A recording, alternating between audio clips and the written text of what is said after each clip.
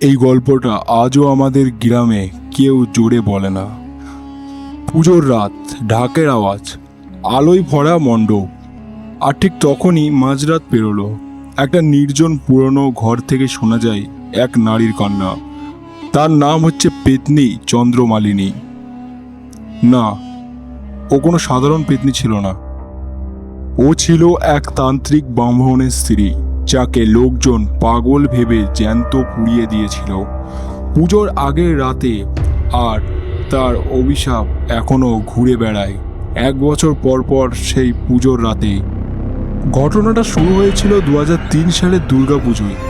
আমাদের গ্রামের কিছু তরুণ, অনিকেত, বাপন আর দীপ্ত, তাদের মাথায় যখন ভূতের গল্প শুনে সাহস জোয়ার। পুজোর সমাপ্তি রাতে ঠিক করলো পুরনো কালীঘাটের পেছনের পোড়া বাড়িতে যাবে। ওরা জানতো না ওই বাড়িটার এক সময় ছিল চন্দ্রমালিনীর সাধনার স্থান, আর সেখানেই ঘটেছিল সেই নৃশংস হত্যা পুজোর দিন।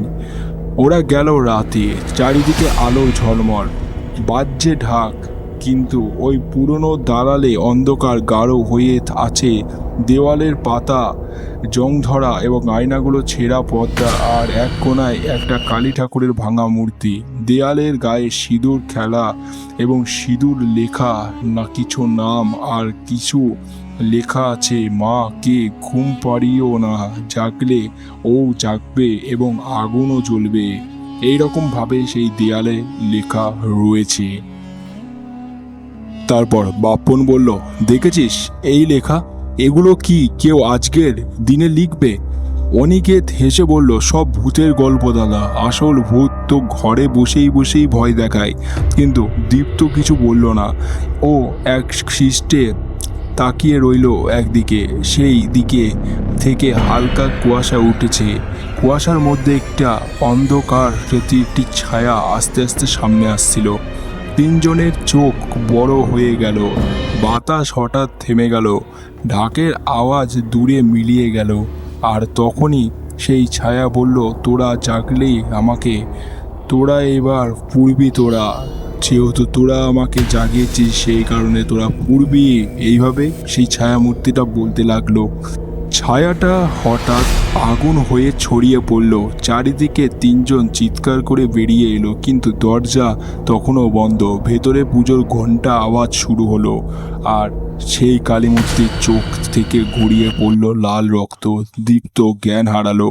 অনিকেত আর বাপন মিলে দরজা ভেঙে বাইরে এলো, কিন্তু বাইরে তখনও পুজো মণ্ডপ স্তব্ধ, কেউ নেই। আকাশ কালো, আলো নিভে গেছে, শুধু শোনা যাচ্ছে নারীর কণ্ঠে একটা মন্ত্রপাঠ। পরের দিন সকালে ওদের খুঁজে পাওয়া গেল পোড়া বাড়ির সামনে। অনিকেত কথা বলল এলোমেলো, দীপ্ত কিছু মনে করতে পারছিল না, তার স্মৃতিশক্তি হারিয়ে গেছিল।